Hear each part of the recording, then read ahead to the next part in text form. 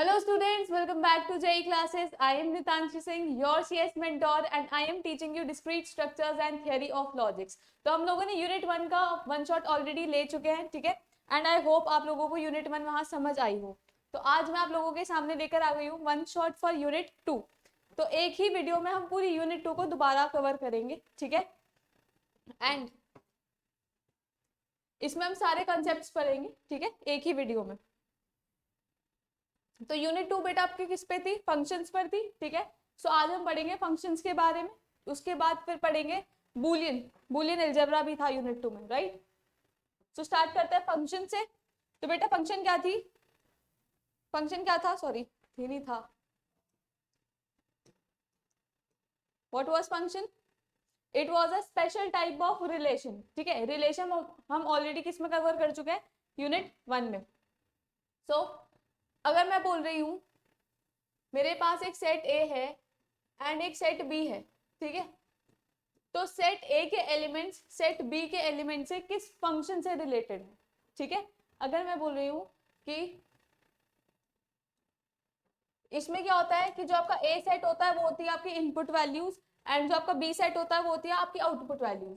तो मतलब आप क्या करते हो, फॉर एग्जाम्पल ये 1, ये 2, ये 3 है, ठीक है, एंड फंक्शन आपके पास है f x is equal to 3x, ठीक है.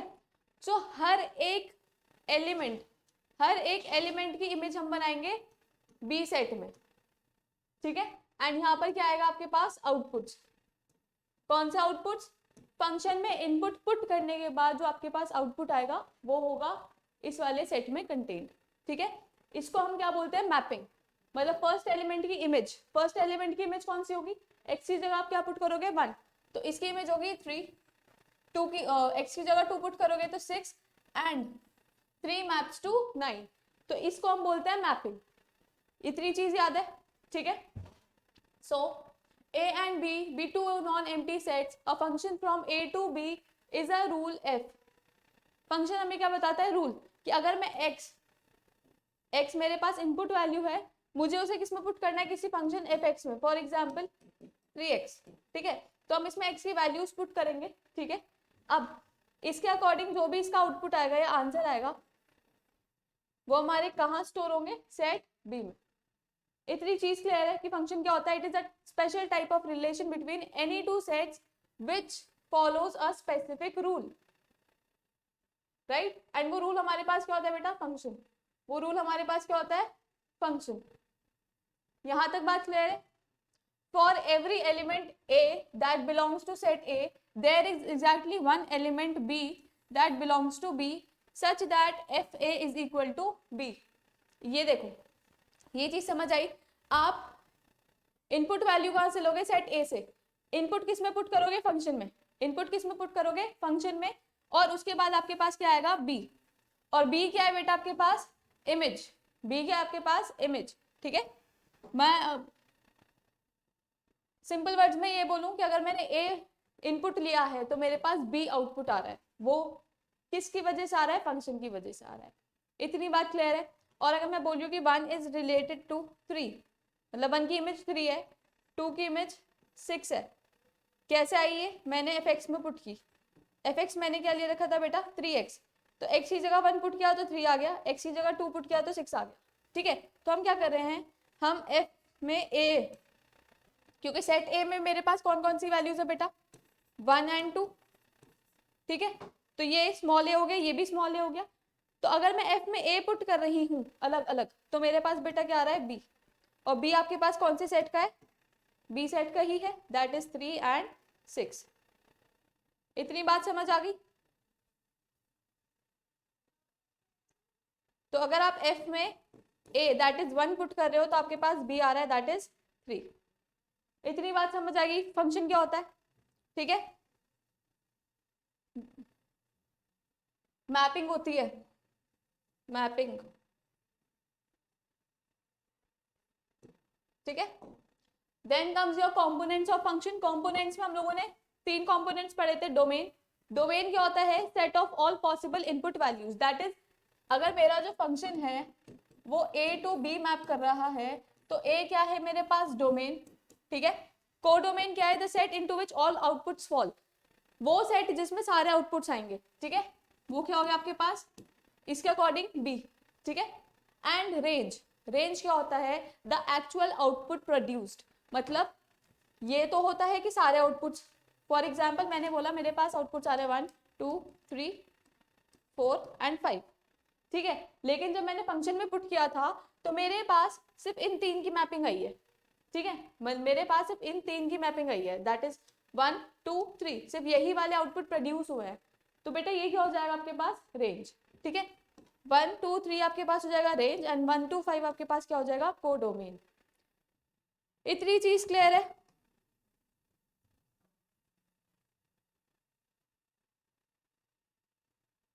देखो मैं बोल रही हूँ मेरे पास ये ए सेट है,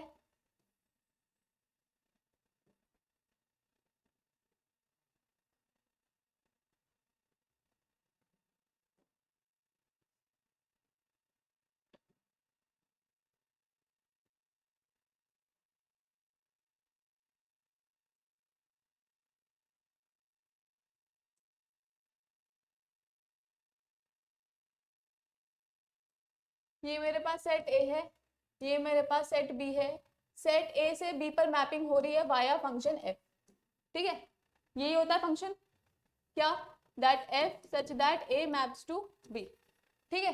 अब इसमें मेरे पास जितनी भी वैल्यूज होंगी, फॉर एग्जाम्पल 1 2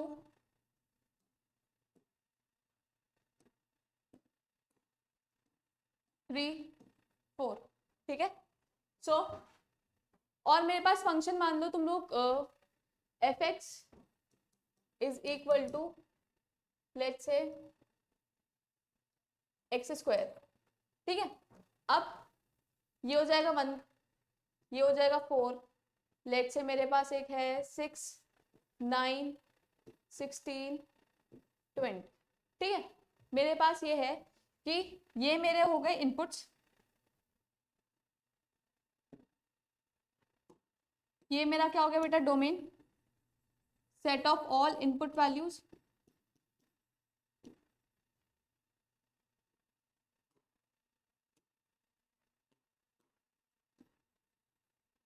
ठीक है, ये हो गया मेरा कोडोमेन। कोडोमेन में मेरे पास कौन कौन से एलिमेंट्स है बेटा, 1 4 6 9 16 एंड 20, ठीक है।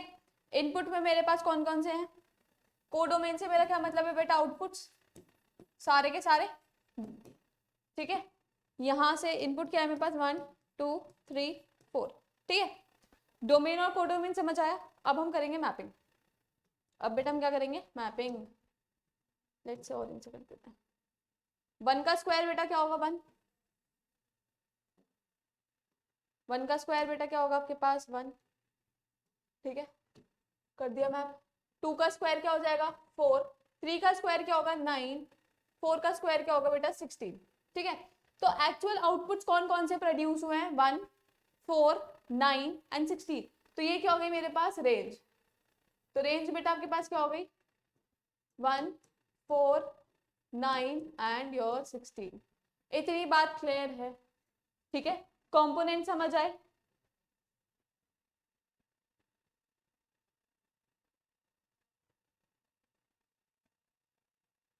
कंपोनेंट समझ आए,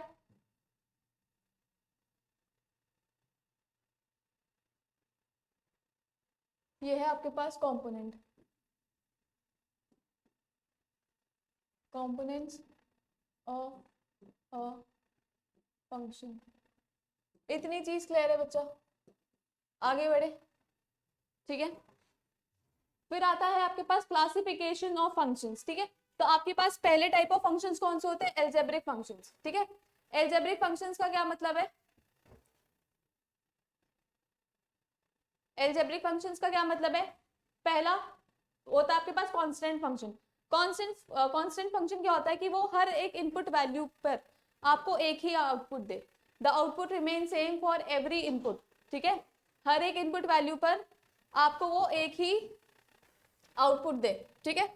उसके बाद होता है आइडेंटिटी फंक्शन। आइडेंटिटी फंक्शन क्या होता है आपके पास, that each input maps to itself, for example मैंने बोला that F X gives you X, मतलब आप फंक्शन में अगर मतलब 1 के लिए आप आउटपुट निकाल रहे हो तो आपके पास 1 आ रहा है, 2 के लिए आउटपुट निकाल रहे हो तो 2 आ रहा है, 3 के लिए आउटपुट निकाल रहे हो तो 3 आ रहा है। तो बेटा ये कौन सा फंक्शन हो गया आपके पास? Identity function. ठीक है, कांस्टेंट फंक्शन क्या होता है? जिसमें आउटपुट हमेशा सेम रहता है, आप कुछ भी इनपुट डाल लो, ठीक है, आउटपुट आपके पास क्या रहेगा? सेम। फॉर एग्जाम्पल कांस्टेंट के लिए भी एक एग्जाम्पल देख लेते हैं। मैंने बोला f x is equal to 0 into x.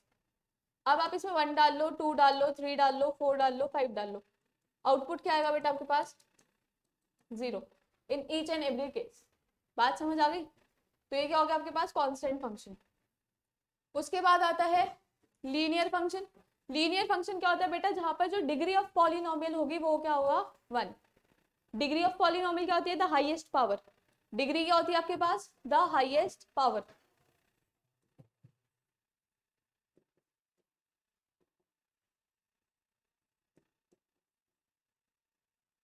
Right, so degree of X in the polynomial is 1।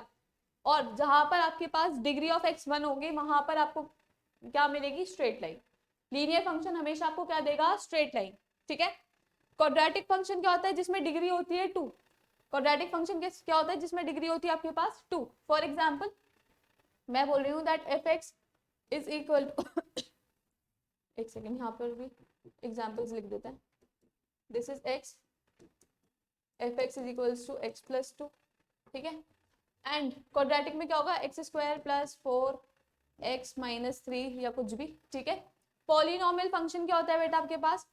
Combination of powers of x with coefficient. Polynomial function जिसमें x की डिफरेंट डिफरेंट पावर्स आप पुट कर सकते हो। For example F x is equal to x4 minus 3x cube plus X square minus 4। ठीक है, तो आप डिफरेंट पावर्स ऑफ x के साथ और कोफिशिएंट के साथ क्या बनाते हो? Polynomial function. ठीक है, एक फंक्शन हमने और पढ़ा था दैट इज क्यूबिक फंक्शन। बेटा क्यूबिक फंक्शन में क्या होगा?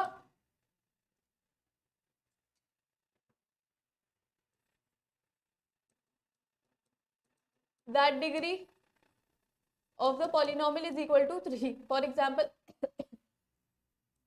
x cube plus 4x minus 1। ठीक है, x cube plus 4x minus 1। ठीक है, फिर आता है आपके पास रैशनल फंक्शन। रैशनल फंक्शन क्या होता है? जैसे रैशनल नंबर होते हैं आपके पास that p by Q is not equal to sorry p upon q की फॉर्म में होते हैं जहां पर q जो होता है वो नॉट इक्वल टू 0 होता है। रैशनल फंक्शन रैशनल नंबर यही होता है कि जब दो नंबर्स आपके पास डिवीजन में हो and the denominator is not equal to 0। Right, so rational function क्या होगा? The ratio of 2 polynomial functions, किन्हीं भी 2 पॉलिनोमियल फंक्शंस का रेशियो। फॉर एग्जाम्पल मैं बोल दूं x cube minus 1 upon x square plus 2। ठीक है, तो ये क्या हो गया आपके पास? Rational function. फिर आता है इररेशनल फंक्शन जिसमें आपके पास इररेशनल नंबर्स होते हैं दैट इज स्क्वायर रूट वगैरह। ठीक है, so involve root of the variables. यहां दे देते हैं इसका example. For example root x plus 7। ठीक है, तो ये क्या होगा आपके पास? Irrational function. फिर आता है modulus absolute value function. Modulus, और यहाँ पर क्या है बेटा? Absolute value. Absolute value can never be equal to can never be negative. ठीक है, आपके पास जो एब्सोल्यूट वैल्यू है वो कभी भी नेगेटिव नहीं हो सकती। तो आप अगर नेगेटिव इनपुट भी दे रहे हो तो मॉड में बेटा वो आपको क्या रिटर्न देगा? Positive input. ठीक है, अगर आप उसका मॉड कर दोगे नेगेटिव इनपुट का तो वो आपको क्या देगा बेटा? Positive output. फॉर एग्जाम्पल अगर मैं बोलूं माइनस एक्स प्लस 2। ठीक है, तो बेटा ये क्या हो जाएगा? x plus 2। So give non negative value of the input. इसमें आप क्या यूज करते हो? मॉड यूज करते हो। इतनी बात क्लियर है? आगे बढ़े। फिर आता है हमारे पास ट्रांसीडेंटल फंक्शंस। जैसे हमारे पास हो गया एक्सपोनेंशियल फंक्शन। ठीक है, इसमें क्या यूज होता है? That variable occurs as the exponent. Variable क्या बन जाता है आपका? Exponent. Exponent means power. For example मैं बोल दूं 2x plus 2 raise to the power x। ठीक है, या 2 raise to the power n। ये सब क्या हो गया बेटा आपके पास एक्सपोनेंशियल फंक्शन। फिर आता है हमारे पास लॉगरिथमिक फंक्शन, जिसमें हम क्या यूज करते हैं, लॉग। ठीक है, inverse of exponential function. Also log is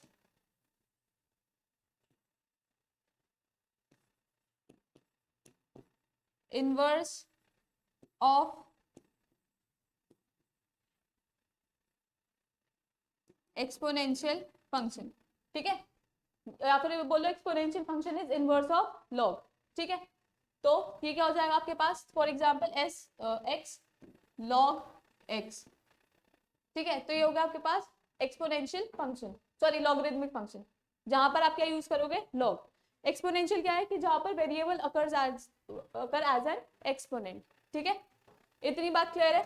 फिर आता है आपके पास ट्रिग्नोमेट्रिक रेशियोज, जैसे sine x, cos x, tan x and so on. ठीक है, फिर आते हैं आपके पास इनवर्स ट्रिग्नोमेट्रिक रेशियो, जैसे साइन इनवर्स और लग जाता है inverse x, cos inverse x and so on and so fourth. इतनी बात क्लियर है। ठीक है, क्लासिफिकेशन ऑफ फंक्शन समझ आया। उसके बाद हम पढ़ेंगे types of function. Types of function में पहला फंक्शन है on one one. One one को हम और क्या बोलते हैं, इंजेक्टिव फंक्शन। ठीक है, इसमें क्या होता है कि आपके पास हर एक इनपुट की, for each and every input there is a unique image, ये यूनिक आउटपुट। ठीक है, हर इनपुट की आपके पास एक यूनिक आउटपुट होगा, कोई भी दो अगर ऐसे है। ठीक है, कोडोमेन में अगर कोई एलिमेंट रह रहा है कोई बात नहीं। ठीक है, बस क्या होना चाहिए कि आपके पास सारे इनपुट कवर होने चाहिए। इसमें क्या होना चाहिए कि डोमेन का हर एक एलिमेंट कवर होना चाहिए एंड उसकी मतलब उसका एक आउटपुट प्रेजेंट होना चाहिए and that is to be unique. ठीक, अगर मैं बोलूं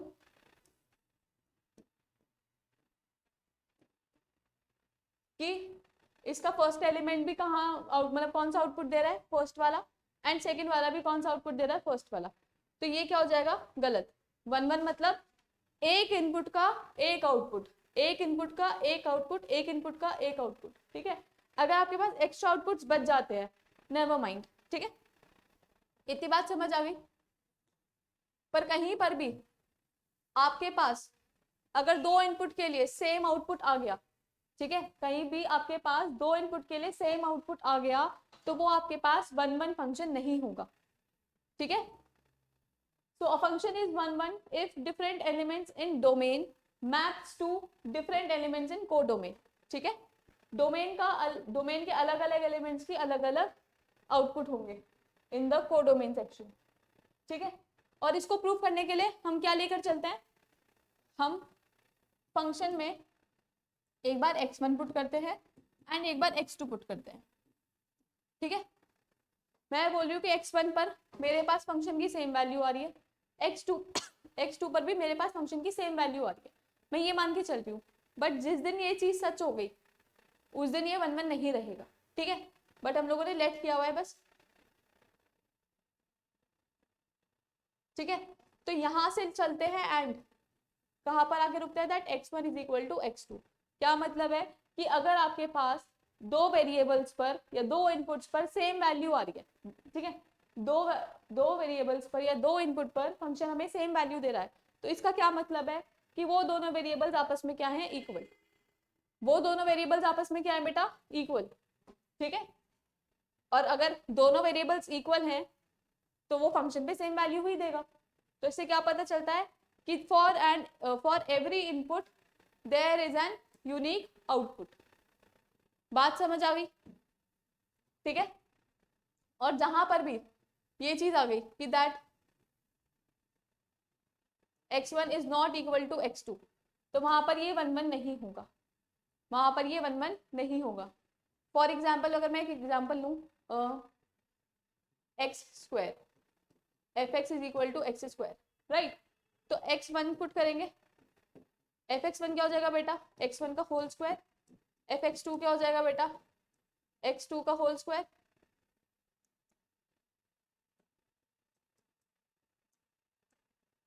ठीक है, तो ये दोनों अगर आपस में इक्वल है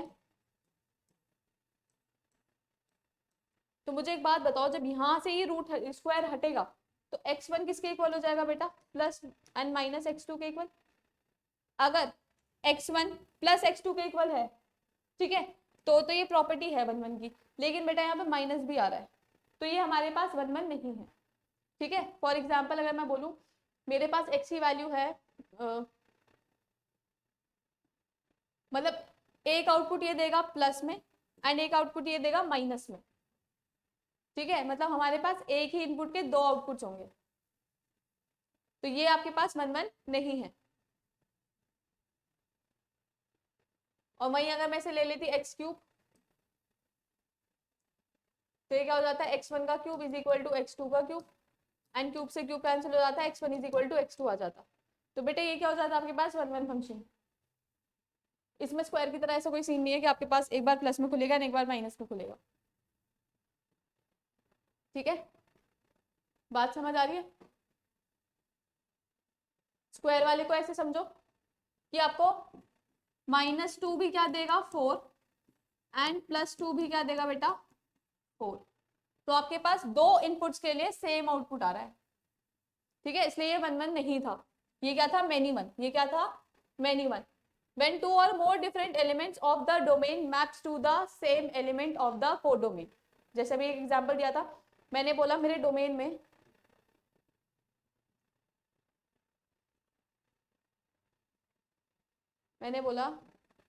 डोमेन में मेरे पास दो एलिमेंट्स हैं, दैट इज 2 एंड -2। ठीक है, और फंक्शन एफ एक्स है मेरे पास एक्स स्क्वायर। ठीक, तो कोडोमेन मतलब कोडोमेन में इसका आउटपुट क्या आएगा बेटा, इसका भी 4 आएगा एंड इसका भी 4 आएगा। तो हम ये बोल सकते हैं that 2 and -2 maps to a single element 4 in the codomain. तो जहां पर दो इनपुट वैल्यूज या दो से ज्यादा इनपुट वैल्यू का सेम आउटपुट आएगा, वो आपके पास क्या हो जाएगा, मैनी वन फंक्शन। इतनी बात क्लियर है। ठीक है, आगे बढ़े।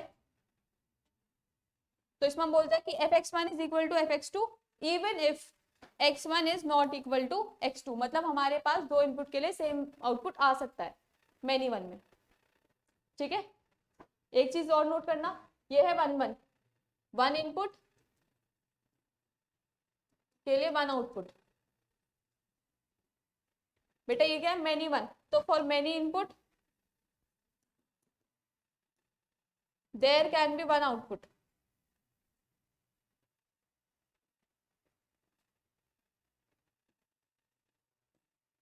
नाम से ही पता चल रहा है। ठीक है, आगे बढ़े। फिर आता है आपके पास onto function. Onto function क्या होता है, the function is onto if every element of the codomain. 1 1 में हमने कहां से बात की, डोमेन से कोडोमेन, और ऑन टू में अब क्या बात करेंगे बेटा, कोडोमेन टू डोमेन। ठीक है, क्या बात करेंगे, कोडोमेन से डोमेन तक। ठीक है, so function is on to if every element of codomain is the image of at least one element in the codomain। जो कोडोमेन होता है ना, उसको सेट ऑफ इमेजेस भी बोलते हैं। कोडोमेन में क्या बनती है, एलिमेंट्स की इमेज, क्योंकि हमारे पास डोमेन में क्या होते हैं बेटा, एलिमेंट। उन एलिमेंट्स को जब हम फंक्शन में पुट करते हैं,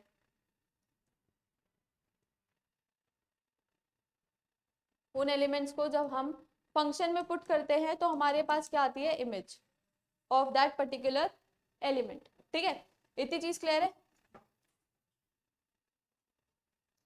यहां तक बात क्लियर है। ठीक है, so onto function, onto और को मतलब सॉरी ऑन टू को हम और क्या बोलते हैं, सर्जेक्टिव फंक्शन। ठीक है, ऑन टू कब होगा, जब मेरे पास कोडोमेन की हर इमेज के लिए एक इनपुट होगा। For example 3 6 9 1 2 3 4।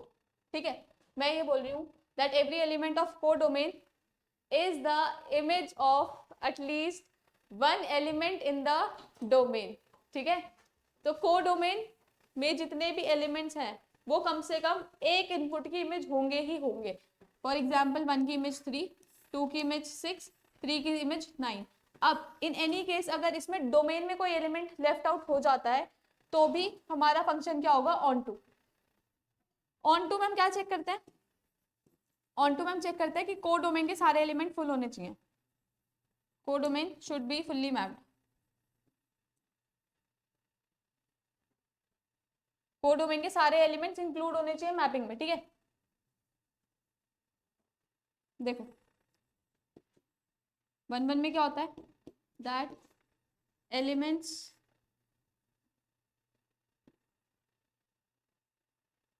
that every element of domain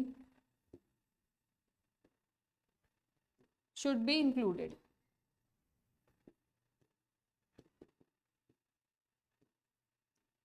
ठीक है। और बेटा ऑन टू में क्या होता है आपके पास, that every element of codomain should be included।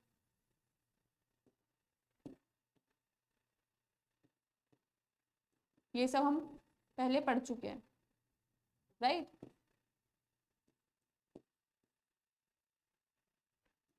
इतनी बात समझ आ गई। ऑन टू में आपके पास कोडोमेन में कोई एलिमेंट लेफ्ट नहीं होना चाहिए, और 1 1 में आपके पास इनपुट में कोई भी एलिमेंट रहना नहीं चाहिए, ठीक है। तो ऑन टू में क्या होता है कि range is equal to codomain. Codomain क्या होता था, set of all input, set of all outputs, और रेंज क्या होता था, वो आउटपुट जो प्रोड्यूस किए गए हैं, ठीक है। इतनी बात समझ आ गई। तो यही आपके पास कोडोमेन भी होना चाहिए एंड यही आपके पास रेंज भी होना चाहिए, मतलब वो वाले आउटपुट जो यूज हुए हैं। तो each and every output should be used in onto function, ठीक है। आगे बढ़ते हैं। फिर आता है बाइजेक्टिव फंक्शन। बाइजेक्टिव फंक्शन क्या होता है, वो फंक्शन जो आपके पास 1 1 भी हो, दैट इज इंजेक्टिव भी हो, प्लस ऑन टू भी हो, दैट इज व्हाट, सर्जेक्टिव भी हो। तो मैं ये बोल सकती हूँ कि इसमें ना तो आपका डोमेन का कोई एलिमेंट रहना चाहिए और ना आपका को डोमेन का कोई एलिमेंट रहना चाहिए। मतलब अगर मैं बोल रही हूँ कि मेरे पास इनपुट में 4 वैल्यूज हैं तो उन चारों का मेरे पास आउटपुट होना चाहिए। तो ये क्या हो जाता है बेटा आपके पास 1 1 एंड ऑन टू मैपिंग, ठीक है। या बोल दो bijective function, a function that is both injective and surjective, each element of a domain is mapped to a unique element of a codomain, ठीक है। डोमेन का हर एक एलिमेंट यूनिकली मैप्ड है कोडोमेन के हर एक एलिमेंट से, ठीक है। And all the codomain elements are used. Mapping हर इनपुट वैल्यू की होनी चाहिए एंड हर एक आउटपुट वैल्यू आपके पास यूज हो जानी चाहिए। इतनी बात समझ आ गई, यहां तक ये चीज क्लियर है, ठीक है। फिर आता है हमारे पास composition function. There let there be 2 functions. मैं बोल रही हूँ that A maps to B and B maps to C. ये मेरे पास जी फंक्शन है, ये मेरे पास एफ फंक्शन है। तो मुझे क्या निकालना है, एफ ओ जी। अगर मुझे एफ कॉम्पोजिशन जी निकालना है, ठीक है, मेरे पास एक इनपुट है एक्स, तो पहले मैं बेटा इनपुट को किस में पुट करूंगी, जी में, ठीक है। जी फंक्शन में हम क्या पुट करेंगे, इनपुट को, तो जी एक्स वैल्यू निकाल दी। उसके बाद जी एक्स को किस में पुट करेंगे, एफ एक्स में। जी एक्स को किस में पुट करेंगे बेटा, एफ एक्स में। और अगर हमें क्या निकालना है बेटा, ऐसे ही सिमिलरली अगर हम निकालेंगे जी ओ एफ, मतलब उल्टा काम करेंगे। तो पहले क्या करेंगे, एक्स सॉरी एक्स को किस में पुट करेंगे बेटा, एफ में। एफ फंक्शन में एक्स को पुट करो, वैल्यू निकालो एंड उस वैल्यू को किस में पुट कर दो बेटा, जी फंक्शन में। तो ये क्या होता है आपके पास, कॉम्पोजिशन ऑफ फंक्शन, ठीक है। ये क्या होता है आपके पास, कॉम्पोजिशन ऑफ फंक्शन, ठीक है। इतनी बात क्लियर है, आगे बढ़े।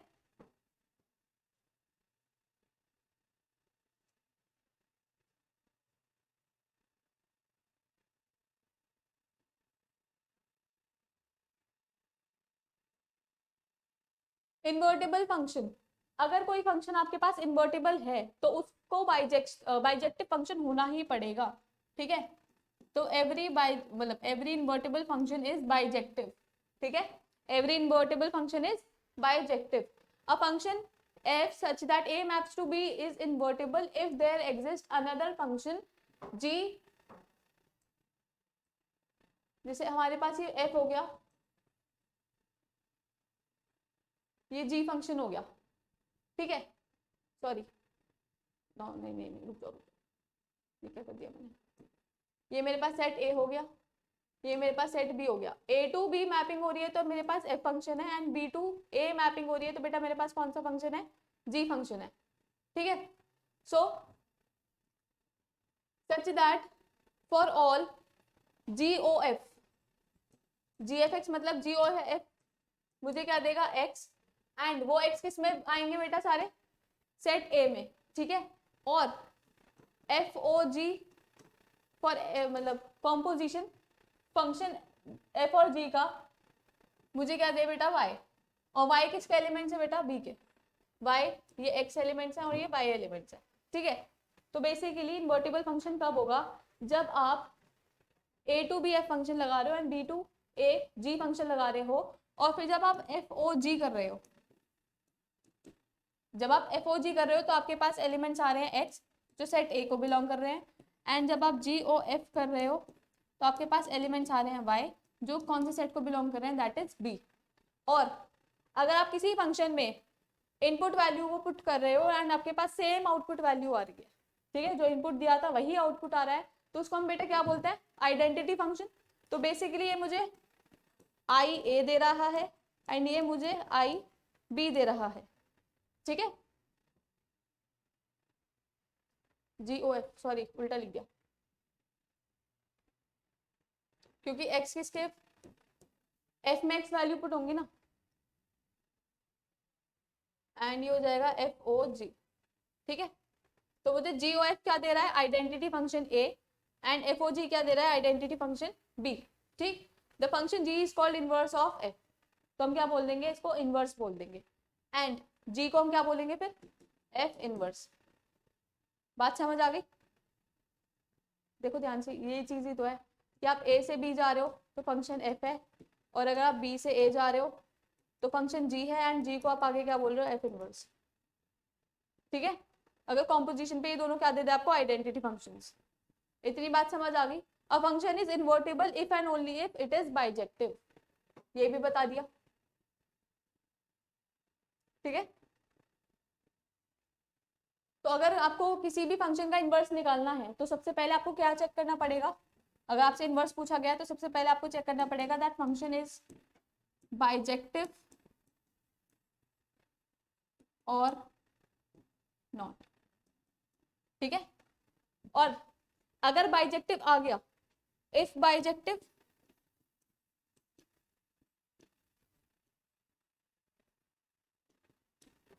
Check inverse,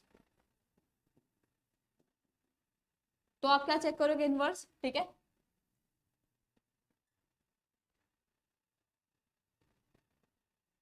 sorry, find inverse.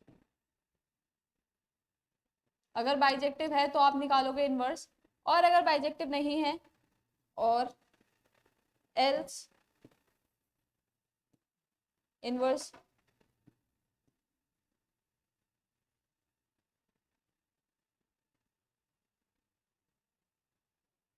Inverse की कंडीशन सेटिस्फाई होगी ही नहीं, क्योंकि इन्वर्टिबल कब होगा फंक्शन, जब वो बाइजेक्टिव होगा, एंड अगर बाइजेक्टिव है तो हम इनवर्स निकालेंगे, else inverse can not be calculated,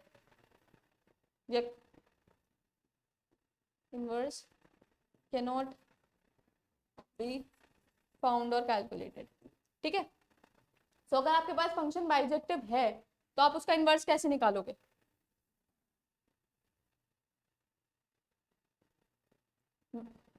पहले to find inverse check for bijection, अगर बाइजेक्शन की प्रॉपर्टी सेटिस्फाई हो गई, कौन कौन सी, 1 1 एंड ऑन टू वाली, ठीक है। एक और चीज,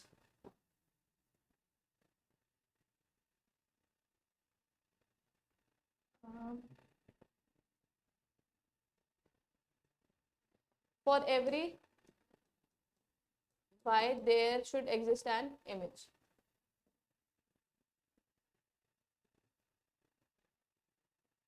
ठीक है। अब मैं बोल रही हूँ मेरे पास एक एफ एक्स फंक्शन है दैट इज 2x+3, ठीक है। तो आप आप क्या करोगे, एफ एक्स की जगह क्या पुट करोगे, y, ठीक है। ये क्या हो जाएगा आपके पास 2x+3, y is equal to 2x+3, फिर क्या करोगे, स्वैप एक्स एंड वाई को स्वैप कर दोगे, क्या हो जाएगा ये x is equal to 2y+3। इतनी चीज क्लियर है। उसके बाद सॉल्व फॉर y को रखो अलग and solve it for y, ठीक है। एंड फिर y को किस में बदल दो, f इनवर्स में। f inverse is equal to x3 x-3 is upon 2, x-3/2। इतनी बात समझ आ गई।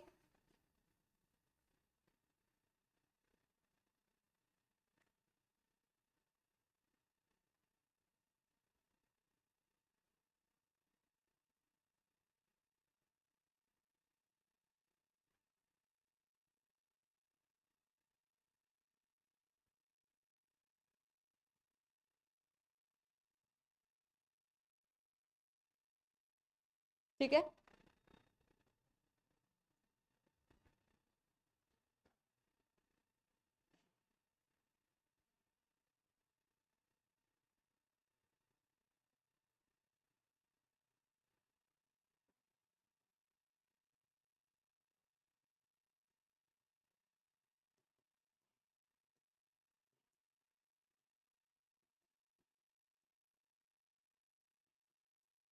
आगे बढ़े। फिर उसके बाद पढ़ेंगे हम ग्रोथ ऑफ फंक्शन। इसको हम लोगों ने डेटा स्ट्रक्चर्स में भी कवर किया था, राइट। तो ग्रोथ ऑफ फंक्शंस क्या होता है कि अगर आप अपना इनपुट बढ़ा रहे हो, ठीक है, आप इनपुट साइज को बढ़ा रहे हो, पहले आपने इनपुट ये दिया था तो फंक्शन की मतलब फंक्शन मान लो ये था, ठीक है। अब आपने इनपुट का साइज बढ़ा दिया, तो उस साइज को बढ़ाने के बाद फंक्शन पर क्या चेंज पड़ा है, वो क्या हो जाएगा आपके पास, ग्रोथ ऑफ रेट, ठीक है। ग्रोथ ऑफ रेट है रेट ऑफ ग्रोथ, ठीक है। कि अगर आप इनपुट साइज को बढ़ा दोगे तो आउटपुट साइज बढ़ेगा या घटेगा, ठीक है। मतलब अगर आप इनपुट साइज को बढ़ा दोगे तो आउटपुट पर क्या इफेक्ट पड़ेगा, आउटपुट पर क्या इफेक्ट पड़ेगा एंड कितना इफेक्ट पड़ेगा, वो क्या हो जाएगा आपके पास, ग्रोथ ऑफ फंक्शन, ठीक है। व्हाट इफेक्ट, इंक्रीज होगा डिक्रीज होगा एंड बाय हाउ मच, ठीक है। कितना अगर इंक्रीज हो रहा है तो कितना इंक्रीज हो रहा है, अगर डिक्रीज हो रहा है तो भी कितना हो रहा है।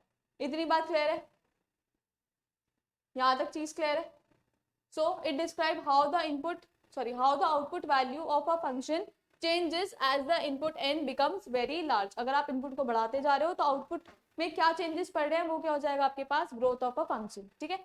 एंड किस रेट से ग्रो कर रहा है वो, मतलब किस स्पीड से वो किस स्पीड से ग्रो कर रहा है, वो क्या हो जाएगा आपके पास, रेट ऑफ ग्रोथ, ठीक है। It compares function which one grows faster, किन्हीं भी दो फंक्शंस के बीच का कंपैरिजन दे देता है रेट ग्रोथ ऑफ फंक्शन, ठीक है, कि कौन सा फंक्शन कितनी तेजी से बढ़ रहा है। इतनी बात समझ आ गई। अगर आपको फंक्शंस को कंपेयर करना है तो आपको कौन सा कॉन्सेप्ट यूज करना पड़ेगा, ग्रोथ ऑफ फंक्शंस, ठीक है। हमारे पास कांस्टेंट फंक्शन था, कांस्टेंट फंक्शन के लिए रेट हमेशा क्या रहेगा, 1, ठीक है। जैसे जैसे आप इनपुट बढ़ाते जाओगे, मैंने बोला इनपुट मेरा 1 था, ठीक है, आउटपुट भी मेरे पास क्या आ गया, 1 ही आ गया, ठीक है। मैंने इनपुट को बढ़ाया एक और, तो आउटपुट भी मेरे पास क्या आ गया, 2। मैंने इनपुट 3 दिए, मेरे पास आउटपुट भी कितने आ गए, 3, ठीक है। मैंने 4 दिए तो 4, ठीक है।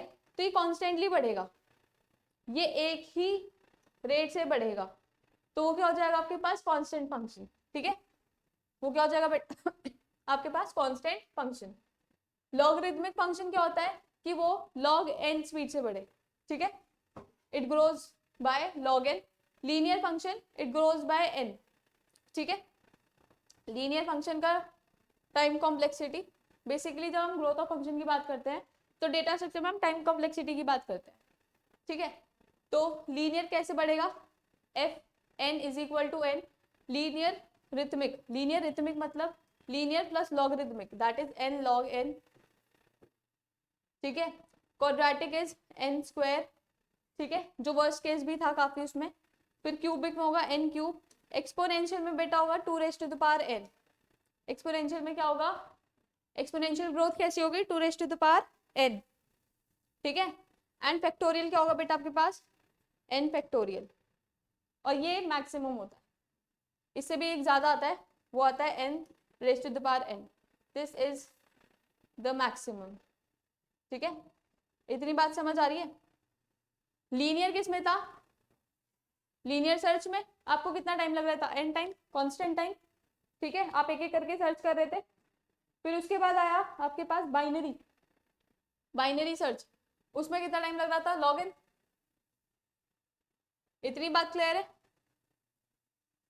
ये सारे ग्रोथ फंक्शन समझ आ रहे हैं, ठीक है, पढ़ चुके हैं ऑलरेडी।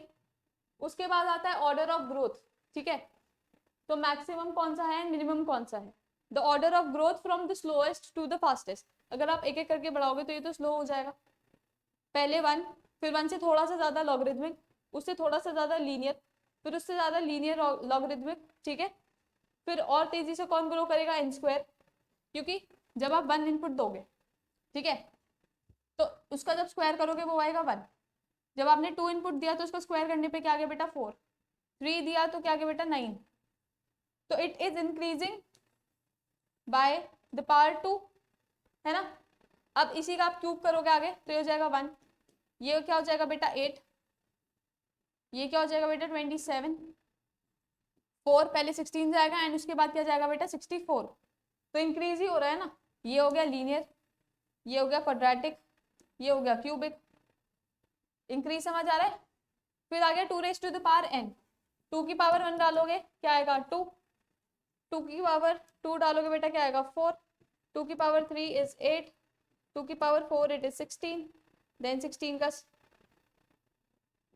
2 की पावर 5 इज व्हाट 32, उसके बाद 2 की पावर 6 इज 64।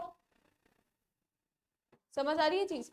तो कैसे बढ़ रहा है, एक्सपोनेंशियली बढ़ रहा है, कैसे बढ़ रहा है, एक्सपोनेंशियली बढ़ रहा है, ठीक है। इतनी चीज समझ आई। फिर आता है n फैक्टोरियल, अब n फैक्टोरियल की ग्रोथ चेक करो,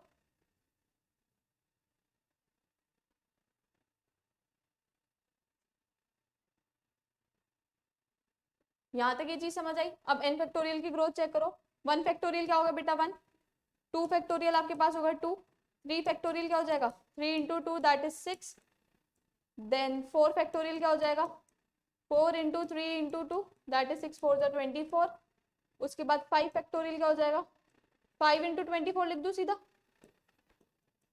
क्या हो जाएगा ये 120, राइट। तो ये फैक्टोरियल में कितनी ज्यादा ग्रोथ हो रही है 1 से 2, फिर इनपुट साइज बढ़ा तो 2 से डायरेक्ट 6 चला गया, इनपुट साइज बढ़ाया तो 6 से डायरेक्ट 24 चला गया, फिर एक और इनपुट साइज बढ़ाया सीधा कहाँ पे चला गया 120 पे चला गया, ठीक है। इतनी बात समझ आ गई। और इसके बाद सीधा किस पे जाएगा 720 पर, ठीक है। इसलिए फैक्टोरियल अच्छा खासा ग्रोथ देता है आपको। फिर आता है आपके पास n raise to the power n, 1 की पावर 1 क्या देगा बेटा 1, 2 की पावर 2 क्या देगी बेटा 4, 3 की पावर 3 क्या देगी 27, ठीक है। एंड 4 की पावर 4 क्या देगी 4 4 16 एंड 16 16 द 16 का स्क्वायर, तो ये डिफरेंस देख लो इनमें कितना है, ठीक है। इसलिए ये क्या है हाईएस्ट, इसलिए इसमें सबसे ज्यादा क्या हो रही है growth, it is the fastest growth. बात समझ आ गई, ठीक है। इतनी चीज समझ आ गई, क्लियर है, आगे बढ़े।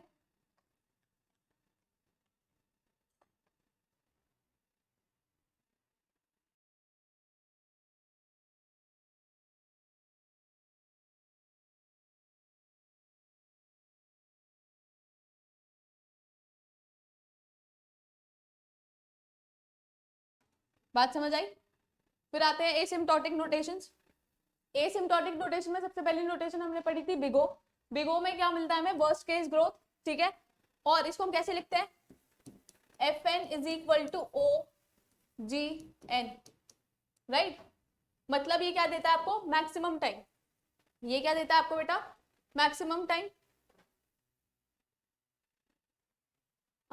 ये आपको क्या देता है, मैक्सिमम टाइम। वही एग्जाम्पल मैं वर्स्ट केस लेके चल रही हूँ कि मुझे एग्जाम सेंटर पे पहुंचने में 3 घंटे लगेंगे, ठीक है, एंड मैं कहाँ कितने घंटे में पहुंच जा रही हूँ, 1.5 घंटे में, ठीक है। Gives the upper bound for a function, ये क्या देता है आपको, अपर बाउंड, ठीक है। इसको रिप्रेजेंट करते हैं कैपिटल ओ से। उसके बाद आता है लिटिल ओ, इसको कैसे डिनोट करते हैं हम, स्मॉल ओ से, ठीक है। And it is loose lower bound, इसमें क्या होता है कि फंक्शन की वैल्यू, ये होता है आपके पास रेफरेंस फंक्शन, ये होता है आपके पास ओरिजिनल फंक्शन, एफ होता है ओरिजिनल एंड जी होता है रेफरेंस फंक्शन। तो ओरिजिनल फंक्शन की वैल्यू जो है वो आपके पास रेफरेंस फंक्शन के इक्वल कभी नहीं आएगी, इसमें इक्वल होती है, इसमें नहीं होती। मतलब आपका जो ओरिजिनल है, ओरिजिनल फंक्शन है, वो कम टाइम ही लेगा, वो इक्वल टाइम नहीं लेगा, ठीक है। फिर आता है ओमेगा। बिग ओमेगा क्या होता है, बेस्ट केस ग्रोथ, ठीक है। इसको हम कैसे रिप्रेजेंट करते हैं, ओमेगा से। इसमें जो हमारा फंक्शन होता है वो ज्यादा टाइम लेगा, रेफरेंस फंक्शन हम कम मानकर चलेंगे। मैं बोली मुझे 1 घंटा लगेगा एंड मुझे 1 घंटे से थोड़ा सा ज्यादा टाइम लग गया, ठीक है। ये हमें क्या देता है, smallest amount of time, it gives the lower bound for a function, ठीक। लिटिल ओमेगा क्या करता है, loose upper bound, loose upper bound,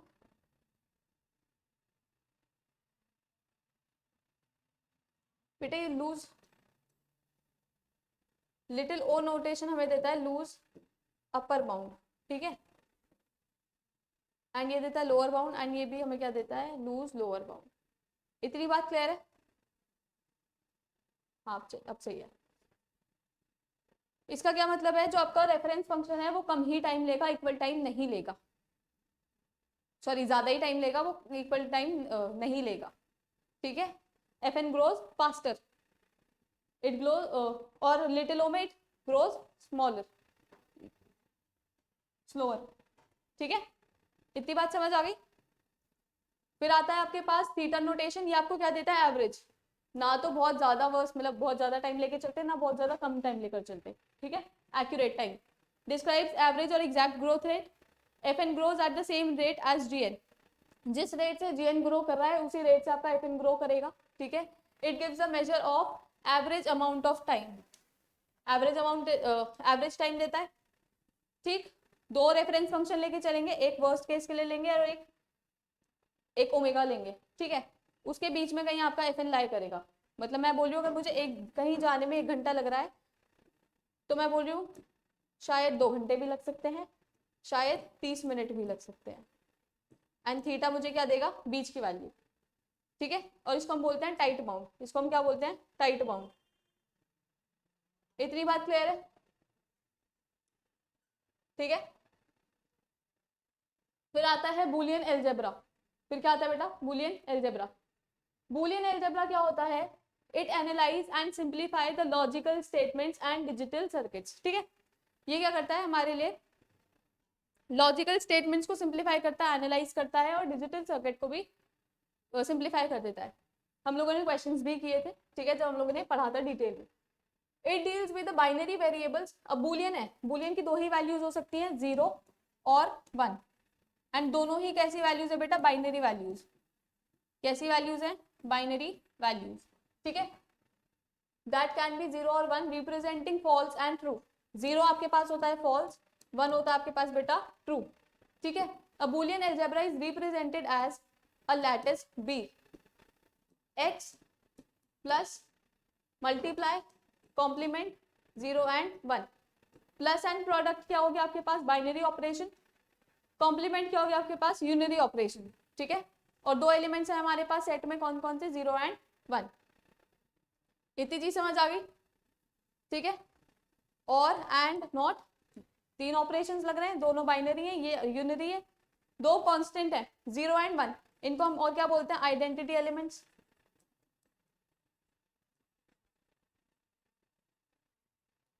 है ना। Boolean algebra is denoted by B, इसको डिनोट किससे करते हैं बेटा, बी से। And defined as the set of values, जो भी आपका सेट है, और ऑपरेशन, एंड ऑपरेशन। और का देखो प्लस क्या होता है बेटा आपके पास, और प्रोडक्ट क्या होता है बेटा आपके पास, एंड कॉम्प्लीमेंट होता है आपके पास नॉट, ठीक है। और 0 एंड 1 आपके पास बुलियन वेरिएबल्स है, जिसमें 0 जो है वो आपके पास क्या है, फॉल्स, एंड 1 आपके पास क्या है, ट्रू। सेट ऑफ एलिमेंट्स और लॉजिकल एडिशन बोलते हैं इसको, प्रोडक्ट को बोलते हैं लॉजिकल मल्टीप्लीकेशन या एंड, ठीक है। नॉट होता है आपके पास कॉम्प्लीमेंट। 0 क्या होता है, आइडेंटिटी एलिमेंट फॉर और, अगर आप प्लस कर रहे हो तो ये चीज हमें पता है, प्लस की आइडेंटिटी एलिमेंट 0 है, एंड मल्टीप्लाई का आइडेंटिटी एलिमेंट बेटा हमारे पास क्या है, 1। ये चीज पूरे डिस्क्रीट में पढ़ी है हमने, ठीक है। 1 क्या है, identity element for and, that is true. और मतलब फॉल्स, एंड मतलब ट्रू, ठीक है। बात समझ आ गई। देन फिर हमारे पास कुछ एक्सियम्स हैं बूलियन अलजेब्रा की। क्लोजर, क्लोजर हमें पता है कि अगर हमारे पास ए और बी सेट एक्स को बिलोंग कर रहे हैं, A and B set X को बिलोंग कर रहे हैं, तो जो भी ऑपरेशन हम इस पे लगा रहे हैं, फॉर एग्जांपल मल्टीप्लिकेशन या एडिशन, वो भी किसको, उसका रिजल्ट भी किसको बिलोंग करेगा, सेट एक्स को बिलोंग करेगा, ठीक है। तो अगर मैं a प्लस बी करूं तो वो भी किसको बिलोंग करेगा, x को, एंड अगर मैं a इंटू बी करूं वो भी किसको बिलोंग करेगा बेटा, x को, ठीक है। देन आइडेंटिटी लॉ, 0 के लिए आइडेंटिटी मेरे पास क्या है बेटा, 0 कह रही हूँ, और के लिए आइडेंटिटी मेरे पास क्या है, 0, एंड और का क्या मतलब होता है, प्लस। तो मैं a में कुछ मतलब 0 में कुछ भी प्लस करूंगी मेरे पास सेम आंसर आएगा। एंड मतलब होता है मल्टीप्लीकेशन, एंड मल्टीप्लीकेशन की आइडेंटिटी क्या है मेरे पास बेटा, 1। तो मैं 1 में किसी भी एलिमेंट की मल्टीप्लाई करूंगी तो मेरे पास वो एलिमेंट वापस आ जाएगा, ठीक है। कॉम्यूटेटिव लॉ क्या होता है, order doesn't matter, order doesn't matter. अगर आप a प्लस बी कर लो या b प्लस ए कर लो, सिमिलरली a इंटू बी कर लो या b इंटू ए कर लो, one and the same thing, ठीक है। डिस्ट्रीब्यूटिव लॉ, ये क्या है, मल्टीप्लीकेशन ओवर एडिशन। अगर आप मल्टीप्लीकेशन को डिस्ट्रीब्यूट कर रहे हो किस पर, एडिशन पर, तो वो किस तरीके से होगी, a into B plus a into C, ठीक है। बात समझ आ गई। और अगर आप एडिशन को डिस्ट्रीब्यूट कर रहे हो मल्टीप्लीकेशन पर, तो वो क्या हो जाएगा, a plus B into A plus C, ठीक है, क्लियर है। Distributive law. कॉम्प्लीमेंट लॉ क्या होता है कि हमारे पास सेट में ऐसा भी कोई एक नंबर होता है या ऐसा भी कोई एक एलिमेंट होता है कि अगर मैं उसे ए के साथ प्लस करूं तो मेरे पास उसकी आइडेंटिटी आ जाए, दैट इज 0, एंड अगर मैं उसे ए के साथ मल्टीप्लाई करूं तो मेरे पास उस मल्टीप्लीकेशन की आइडेंटिटी वापस आ जाए, that is 1,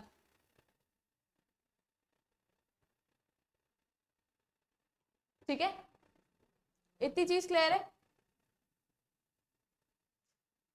So for every a belongs to x, there exists an element a dash x such that, अच्छा ये तो बेटा हम लोग उसकी बात कर रहे हैं ना, बूलियन अलजेब्रा की, सॉरी माय बैड। अगर मैं बोलूं कि मेरे पास a जो है वो 1 है, यहाँ कुछ गड़बड़ हो गई छोटी सी,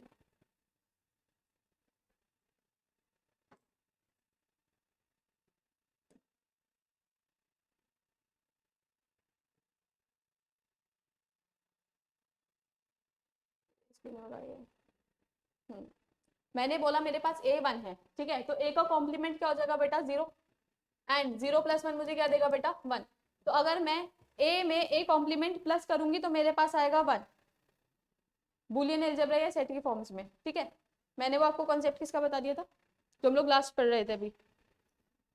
फिर उसके बाद अगर आप 1 में 0 की मल्टीप्लाई करोगे तो आपके पास क्या आएगा, 0, या फिर 0 का कॉम्प्लीमेंट दैट इज 1 उसकी मल्टीप्लाई करोगे तो भी क्या आएगा आपके पास, 0।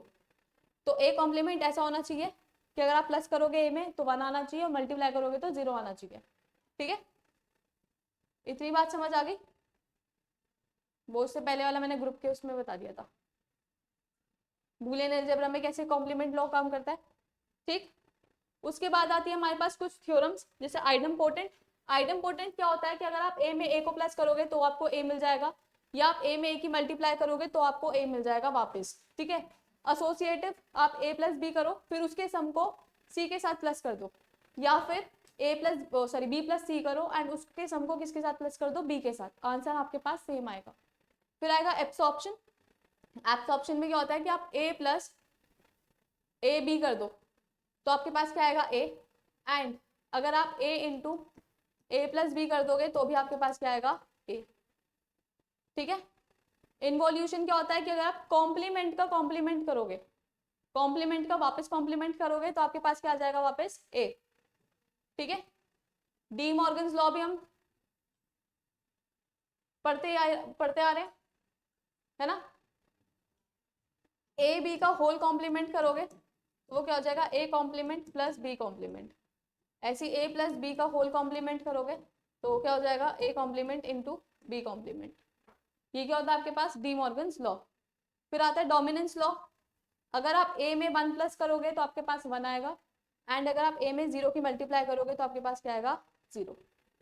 ठीक है, ऑल्सो 0 का कॉम्प्लीमेंट इज 1 एंड 1 का कॉम्प्लीमेंट इज 0। इतनी चीज समझ आ गई, आगे बढ़े। बूलियन फंक्शन, बूलियन फंक्शन क्या होता है? The Boolean function is a mathematical function that gives an output of 0 and 1। Boolean function क्या करता है, वो आपको आउटपुट सिर्फ क्या देता है, या तो 0 या तो 1। ठीक है, पूरा का पूरा फंक्शन का सिर्फ एक ही आउटपुट, मतलब 2 ही आउटपुट आ सकते हैं, या तो 0 या तो 1। ठीक है, बेस्ड ऑन 1 और मोर बाइनरी इनपुट्स। मतलब मैं बोल रही हूँ मेरे पास 2 इनपुट्स हैं तो मेरे पास इनका रिजल्ट अगर मैं इनके बीच में एंड लगा रही हूँ, दैट इज मल्टीप्लाई कर रही हूँ, तो बेटा मेरे पास क्या आएगा 0, आउटपुट क्या आएगा 0। ठीक है, तो बूलियन फंक्शन क्या होता है, वो फंक्शन जो आपको आउटपुट से बाइनरी सॉरी बूलियन वैल्यूज दे। ठीक है, 0 देगा तो फॉल्स, 1 देगा तो ट्रू। फिर बूलियन एक्सप्रेशन क्या होता है, बूलियन एक्सप्रेशन होता है बूलियन फंक्शन को रिप्रेजेंट करने का तरीका। Boolean function is a way of representing Boolean function. ठीक है, और for one Boolean function there can be 2 और मोर या 1 और मोर बूलियन एक्सप्रेशंस। ठीक है, एक बूलियन फंक्शन को आप 2 या मतलब एक से ज्यादा तरीकों से रिप्रेजेंट कर सकते हो। ठीक है, मतलब एक से ज्यादा बूलियन एक्सप्रेशन होते हैं एक फंक्शन के। इतनी बात क्लियर है?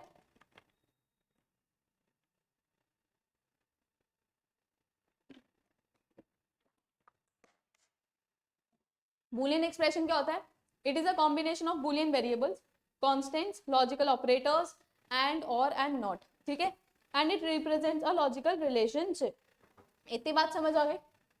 ठीक है, forms of Boolean expression, 2 forms पढ़े थे, एसओपी एंड पीओएस।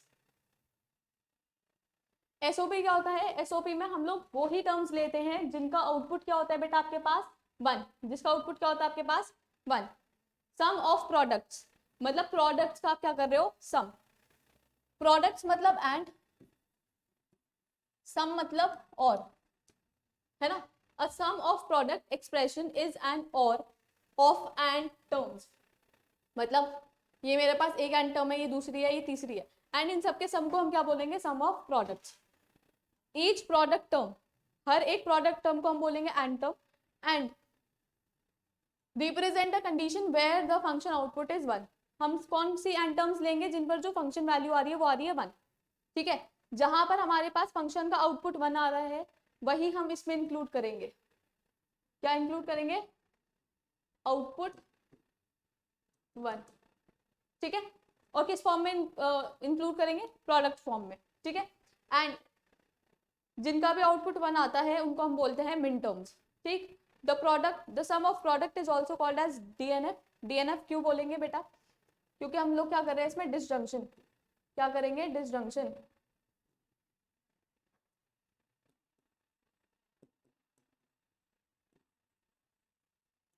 ठीक है, जैसे ये प्रोडक्ट है, प्रोडक्ट को हम कैसे लिख सकते हैं?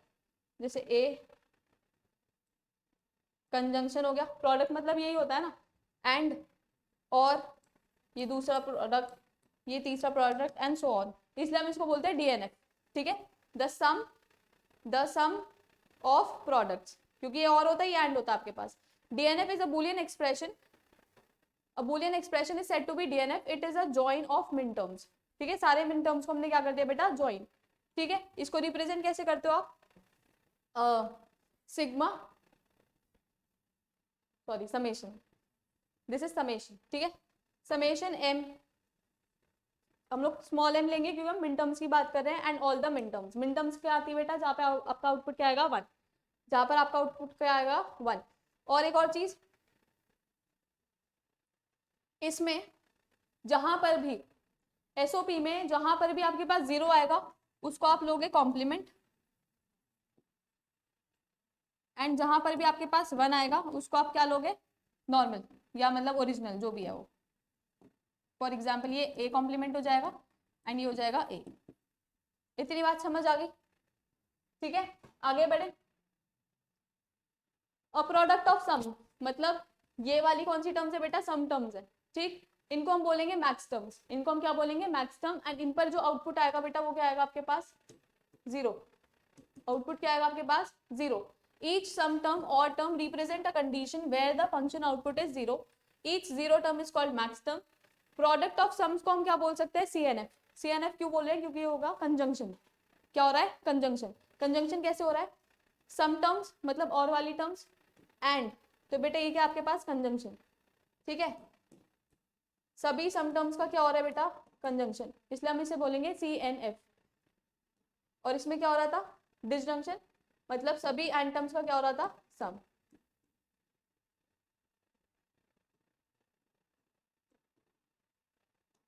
इतनी बात क्लियर है। CNF क्या है, a boolean expression is said to be CNF if it is a meet of max term. ये वाला सिंबल किसके लिए था, मीट के लिए था, इंटरसेक्शन के लिए था, एंड के लिए था, ठीक है, प्रोडक्ट के लिए था। फिर ये क्या होता है, पाए मैक्स। मैक्स टर्म्स को हम कैसे रिप्रेजेंट करते हैं, कैपिटल M से, ऑल द मैक्स टर्म्स, सारी की सारी मैक्स टर्म्स लिख देते हैं, ठीक है। और इसमें एक और चीज, इसमें आप जैसे आपके पास कोई वेरिएबल a है, ठीक है, तो आपके पास कोई वेरिएबल अगर a है तो आप उसको कैसे लिखोगे, नॉर्मल a, मतलब अगर वो क्या है आपके पास 0। अगर आपके पास वेरिएबल a जो है वो आपके पास क्या है 0, तो आप उसको लिखोगे a। एंड वही अगर सेम वेरिएबल आपके पास 1 है, ठीक है, मतलब a की वैल्यू आपके पास 1 है, तो आप उसको कैसे लिखोगे बेटा, कॉम्प्लीमेंट।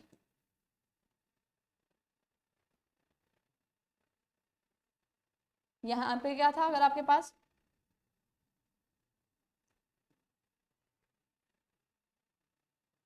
a की वैल्यू क्या है बेटा 0, तो आप उसको लिखोगे a कॉम्प्लीमेंट। एंड a की वैल्यू आपके पास 1 है तो आप उसको नॉर्मल a लिख देते। इतनी बात समझ आ गई, ठीक है। और यहाँ पे काम हो रहा है उल्टा, इतनी चीज समझ आ गई, ठीक है। इसमें आप क्या लिखोगे, प्रोडक्ट वाली टर्म्स का सम। फॉर एग्जाम्पल मैं बोलूं a into B plus B dash into A plus so on, ठीक है। उसमें कैसे लिखते हैं, a plus B into A plus B dash वगैरह जो भी था, ठीक है। मैक्स टर्म में आपके पास आउटपुट क्या आता है बेटा, 0। आगे बढ़े। फिर हमारे पास लॉजिक गेट्स, और में हम लोग क्या इनकी टेबल्स ही बना लेते हैं जल्दी से। अगर आपके पास और का है, ए एंड बी आपके पास आउटपुट्स हैं, सॉरी इनपुट्स हैं, और आपके पास फंक्शन है।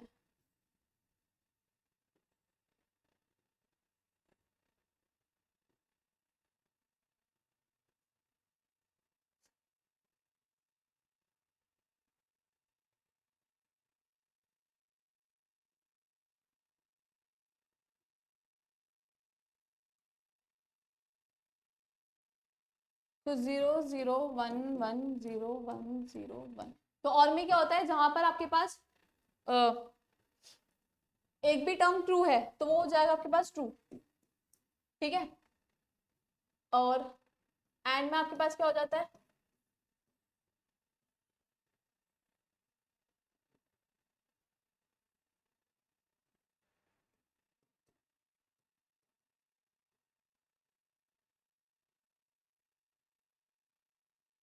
0 0 1 1 0 1 0 1।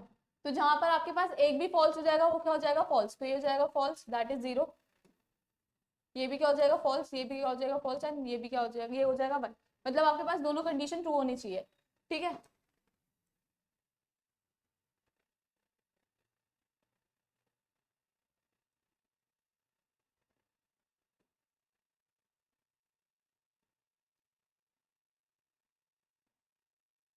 नॉट के केस में क्या होगा, 1 हो जाएगा 0, 0 हो जाएगा 1, ये ए हो गया, ये ए कॉम्प्लीमेंट हो गया, ये क्या हो गया आपके पास नॉट। ठीक है, और अगर आपको कहीं पर भी नॉट रिप्रेजेंट करना है तो आप क्या करते हो, लॉजिक गेट में क्या लगा देते हो, छोटा सा सर्कल। जैसे ये और हो गया, ये हो गया आपके पास नॉर, तो आपने क्या लगा दिया, छोटा सा सर्कल। ठीक है, अब नॉर क्या हो जाएगा, और का कॉम्प्लीमेंट। नॉर क्या हो जाएगा बेटा, और का कॉम्प्लीमेंट।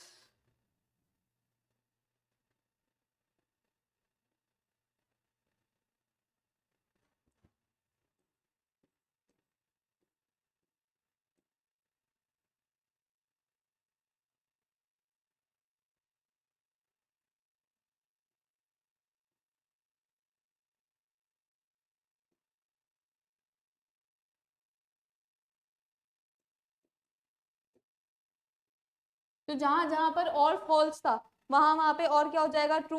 एंड जहां जहां पर और ट्रू था वो क्या हो जाएगा बेटा, फॉल्स। ठीक है, सो 0 0 पर ये क्या आएगा आपके पास 1, बाकी सब केस में क्या आ जाएगा आपके पास 0। ठीक है, ऐसे ही आपके पास फिर था नैंड।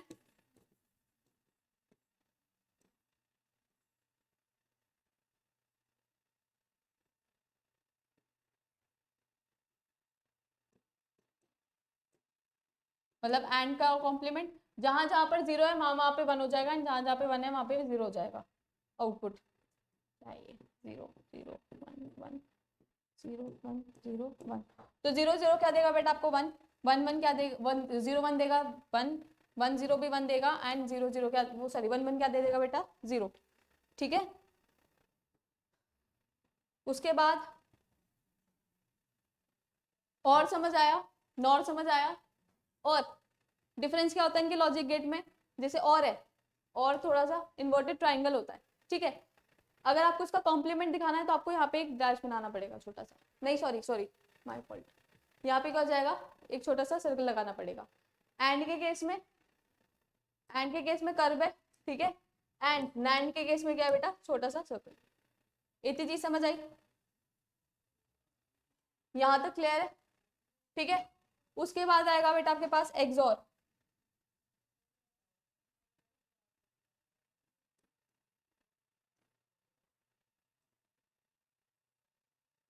एक्सॉर क्या होता है बेटा आपके पास, एक्सक्लूसिव और।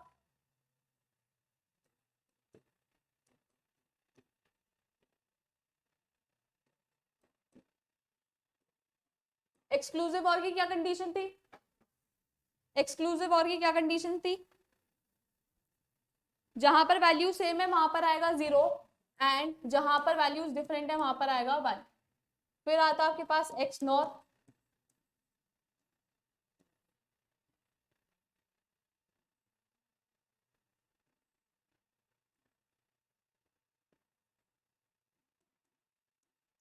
एक्स नॉर किसका उल्टा जाएगा बेटा, एक्सॉर का। तो जहां पर आपके पास वैल्यू सेम है वहां पर क्या आएगा आपके पास 1, एंड जहां पर वैल्यूज डिफरेंट है वहां पर क्या आएगा 0। तो 0 0 क्या हो जाएगा 1, 0 1 हो जाएगा 0, ये दोनों भी डिफरेंट है, नहीं हो जाएगा सेम। इतनी बात समझ आ गई लॉजिक गेट्स की टेबल्स। ठीक है, इसको हम इन्वर्टिंग बफर भी कहते हैं, इसको हम क्या बोलते हैं बेटा, इन्वर्टिंग बफर भी कहते हैं। ठीक है, और अगर मैं बोलूं कि मेरे पास बफर है, दैट इज अगर मैं ए इनपुट दे रही हूँ तो मेरे पास आउटपुट क्या आएगा, मैं अगर ए में इनपुट 1 दे रही हूँ तो मेरे पास आउटपुट भी 1 आएगा, और अगर 0 दे रही हूँ तो भी क्या आएगा 0। इतनी चीज समझ आ गई। ठीक है, फिर आता है हमारे पास के मैप्स या फिर कॉर्न ऑफ मैप्स। ठीक है, कॉर्न ऑफ मैप्स पे काफी सारे क्वेश्चन कराए थे, यहाँ पर सिर्फ मैं आपको कंसेप्ट बताऊंगी। The K map is the graphical tool use to simplify Boolean function. तो बुलियन फंक्शन को हम क्या कर रहे थे, मिनिमाइज कर रहे थे। तो के मैप से क्या होता है, मिनिमाइज। के मैप से क्या होता है बेटा, मिनिमाइजेशन ऑफ बुलियन फंक्शन। के मैप क्या करता है, बुलियन फंक्शंस को मिनिमाइज कर देता है। ठीक है, आप बहुत आसानी से कर सकते हैं काम। ठीक है, it's it's based on grouping of adjacent one. इसमें हम क्या कर रहे थे, वंस की ग्रुपिंग कर रहे थे। जो भी आपके पास के मैप आ रहा था, जो टेबल में आ रहा था, उसमें हम क्या कर रहे थे, वन की ग्रुपिंग कर रहे थे। कैसे कैसे कर रहे थे, या तो वन को हम सिंगल रख सकते थे, बट कोशिश करेंगे कि सिंगल नहीं रखेंगे।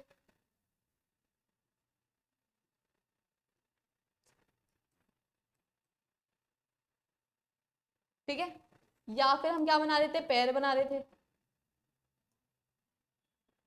या हम क्या बना रहे थे, पेयर बना रहे थे, या फिर हम क्या बना रहे थे, क्वाड, 4 वंस का, राइट, या फिर हम बना रहे थे ऑक्टेट। एंड इनमें जो जो भी कॉमन आ रहा था हम उसको लिख रहे थे एज इट्स फंक्शन। ठीक है, पर्टिकुलरली हमारे पास कोई रो कॉल मतलब रो कॉमन आ रही थी, कोई कॉम्प्लीमेंट कॉमन आ रहा था, या जैसे एक्स वाई जेड का था तो एक्स कॉमन आ रहा था उस रो में या उस ग्रुप सॉरी उस ग्रुप में या फिर मतलब उस पेयर में, क्वाड में या ऑक्टेट में, तो हम वो लिख रहे थे। तो जो चीज कॉमन आ रही थी हम सिर्फ वो लिख रहे थे। इसलिए क्या हो रहा था कि बुलियन फंक्शन हमारा क्या हो जा रहा था, मिनिमाइज, या बुलियन एक्सप्रेशन जो था वो क्या हो रहा था, मिनिमाइज। ठीक है, ऑल्सो एक टेक्निक थी मैप रोलिंग, वो वहां बहुत अच्छे से समझाई थी जब न्यूमेरिकल्स कराए थे। लेट्स से मेरे पास ये टेबल है, यहाँ पर 1 है, यहाँ पर 1 है, पर अब या तो इन दोनों को सिंगल सिंगल लिखना था, पर हम सिंगल सिंगल नहीं लिखेंगे, कोशिश करेंगे कि हमारे पास ग्रुप्स बन जाए। तो हम क्या कर रहे थे, अगर मेरे पास एक 1 यहाँ पर है, लेट्स से ये मेरे थंब को 1 मान लो, और एक 1 यहाँ पर है, ठीक है, एक 1 यहाँ पर है, एक 1 यहाँ पर है, तो हम क्या कर रहे थे, मैप को रोल कर रहे थे, तो ये दोनों 1 आपस में आ गए थे। ठीक है, ये एक 1 मान लो मैप का, ये दूसरा 1 मान लो के मैप का। ठीक है, हमने क्या किया, मैप को रोल किया एंड दोनों 1 क्या हो गए, एडजेसेंट, दोनों 1 क्या हो गए, एडजेसेंट। ठीक है, तो ये क्या हो गई थी, मैप रोलिंग। ठीक, मैप रोलिंग आप कॉर्नर्स वालों की करते हो ऐसे करके। ठीक है, और मैप रोलिंग आप हॉरिजॉन्टली मतलब लैंडस्केप में भी कर सकते हैं, पोर्ट्रेट में भी कर सकते हैं। ठीक है, यहाँ से यहाँ पे भी हो सकती है मैप रोलिंग आराम से। ठीक है, बहुत सारे न्यूमेरिकल्स कराए थे अच्छे खासे। ठीक है, आगे चले। अगर मुझे 2 वेरिएबल का के मैप बनाना है, अगर मुझे 2 वेरिएबल का के मैप बनाना है, let's say A and B, ठीक है, तो इसमें बेटा कितने सेल्स होंगे, 4, 4 सेल्स का बनेगा। एक एक्सिस पे रखोगे आप ए एंड दूसरे पे रखोगे बी। तो एक बार एक बार आप ए का कॉम्प्लीमेंट लोगे, या तो 0 1 0 1। यहाँ पर 0 1 का क्या मतलब है, 0 क्या हो जाएगा, बी डैश, 1 क्या हो जाएगा, बी। 0 ए एक्सिस पे हो जाएगा ए डैश, और ये हो जाएगा ए। ठीक है, फिर बाइनरी कोड से आप पोजीशन निकालते हो, सो 0 0 क्या देगा बेटा, 0। ठीक है, 1 0 0 1 सॉरी नहीं, ए भी है ना, तो 1 0 लेंगे, 1 0 आपको क्या देगा, 1 1 0 1 थोड़ी देगा बेटा, 1 0 देगा 2। ठीक है, फिर 0 1 क्या देगा, 1 एंड 1 1 क्या देगा बेटा, 1 एंड 1 + 2 दैट इज 3। ठीक है, यहाँ पर अगर आप वैल्यूज पुट करोगे तो ये क्या हो जाएगा, ए डैश बी डैश। ठीक है, ये हो जाएगा ए बी डैश, ये हो जाएगा ए डैश बी, एंड ये हो जाएगा आपके पास ए बी। तो ये केम आप कितने वेरिएबल्स का हो गया बेटा, 2 वेरिएबल्स का। ठीक है, आगे बढ़े। के map for 3 variables, let's say A B and सी। तो मेरे पास सेल्स कितने होंगे बेटा, 8 सेल्स कितने होंगे, 8। और जब भी तुम्हें 2 वेरिएबल्स को रिप्रेजेंट करना है बाइनरी में, तो तुम कौन सा कोड यूज करोगे, ग्रे कोड। कौन सा कोड यूज करोगे, ग्रे कोड। ग्रे कोड क्या होता है आपके पास,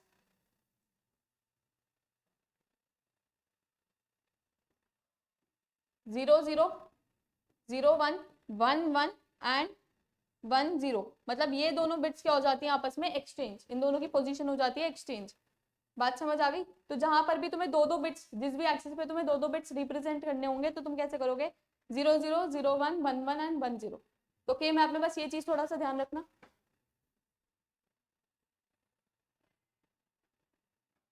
ये हो गया ए, ये हो गया बी सी। ठीक है,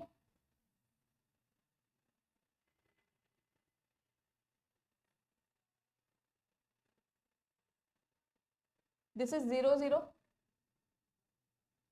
इसको थोड़ा सा साइड लिख देता है। 3 वेरिएबल्स मैंने लिए हैं ए बी सी, ठीक है। This is 0 1, this is 1 1, this is 1 0, ये 0 ये 1, ठीक है। अब लिखो इनकी पोजीशंस। हाँ, तो 0 0 0 क्या देगा बेटा 0, ठीक है। 0 0 1 क्या देगा आपको 0 0 1, मतलब ये 1 ये 2 ये 4,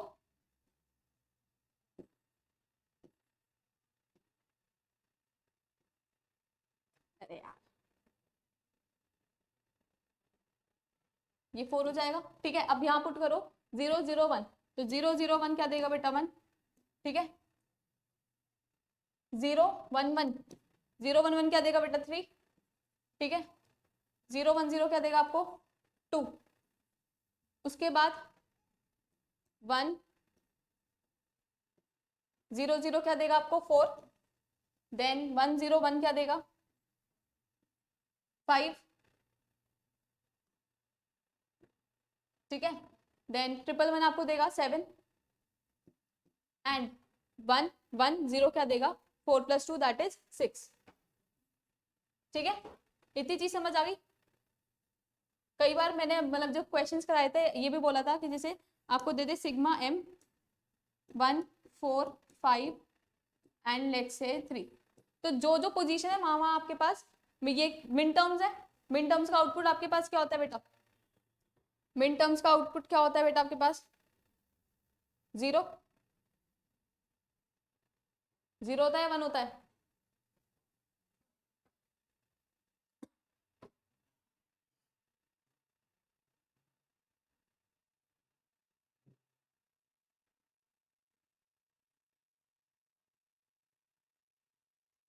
तो आप 1 कहाँ कहाँ लिखोगे जो जो पोजीशंस गिवन है, क्योंकि मिन टर्म्स का आउटपुट आपके पास बेटा क्या होता है 1, इसका आउटपुट क्या होता है आपके पास 1, ठीक है। तो जैसे फर्स्ट पोजीशन पे आपने लिख दिया 1, 4 पे लिख दिया 1, 5 पे लिख दिया 1 एंड 3 पे लिख दिया 1, एंड उसके बाद क्या कर दी ग्रुपिंग, और ग्रुपिंग करके क्या कर दिया बूलियन एक्सप्रेशन मिनिमाइज। तो इसलिए ये जानना भी बहुत जरूरी है, ठीक है। अगर इसको ऐसे लिखना चाहो तो ये क्या हो जाएगा ए बी सी, ये हो जाएगा आपके पास ए बी सी डैश, क्योंकि this is A dash, this is B dash, sorry this is A, this is what, this is b dash c dash, b dash c, b and c, this is b c dash, ठीक है। तो ये हो जाएगा a dash b dash c dash, a dash b dash c, उल्टा ही लिख रखा है सॉरी, हो जाएगा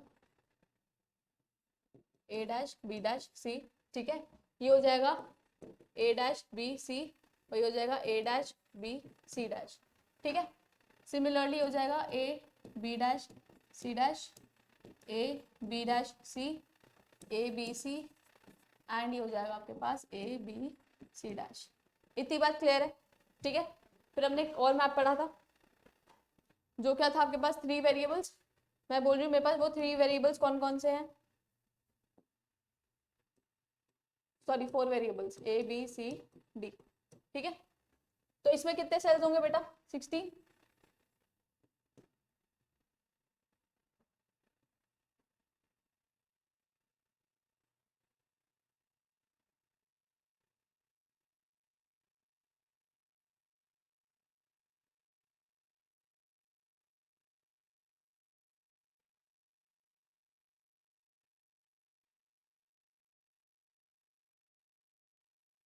बस मिन टर्म्स के अकॉर्डिंग तुम्हें क्या पुट करना है 1 1, ठीक है।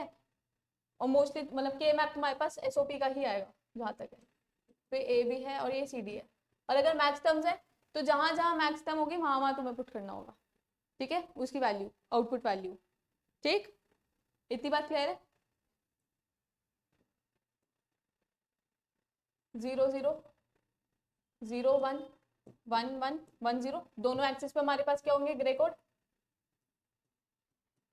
1 1 1 0, ठीक है। 0 0 का क्या मतलब है,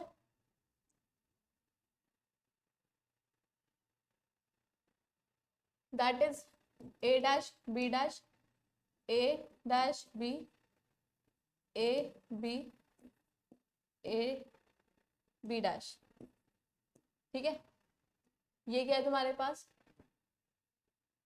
सी dash D dash, C dash D, C D and C D dash, ठीक है। तो ये क्या बन जाएगा आपके पास, A dash B dash C dash D dash, ये हो जाएगा A B dash C dash D, ये हो जाएगा A dash B dash C D, और ये हो जाएगा A dash B dash C D dash.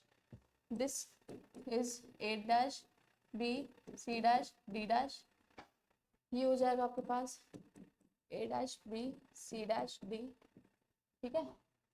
A dash B C D, A dash B C D dash, right. ये हो जाएगा A B C dash D dash, A B C dash D, A B C D, A B C D dash. ये आएगा आपके पास A B dash C dash D dash, A B dash C dash D, ये होगा आपके पास A B dash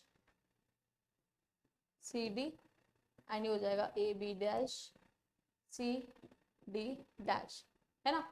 अब इनकी अगर तुम वैल्यूज निकालो, ये हो जाएगा 0, ठीक है। ये आपके पास क्या हो जाएगा 1, this is 3, this is 2, right, जैसे हम करते आ रहे थे, ठीक है। ये हो जाएगा आपके पास 4, this is 5, this is 7 and this is 6, ठीक है। ये क्या हो जाएगा 8 + 4 12, 12 + 1 13, 12 + 3 15, ठीक है, 12 + 2 14, ठीक है। ये आपके पास है 8, 8 + 0 8, 8 + 1 9, 8 + 3 11 एंड 8 + 2, हाँ 8 + 2 क्या हो जाएगा 10। इतनी बात समझ आ गई कि मैप का पूरा कॉन्सेप्ट क्लियर है, ठीक है। क्वेश्चन हम ऑलरेडी क्लास में कर चुके हैं, बात क्लियर है, ठीक है। आई होप आप लोगों को यूनिट 2 बहुत अच्छे से रिवाइज हो गई हो। सो मिलते हैं नेक्स्ट वन शॉट के साथ यूनिट 3 के, ठीक है। सो मिलते हैं नेक्स्ट क्लास में, till then bye bye, take care, thank you.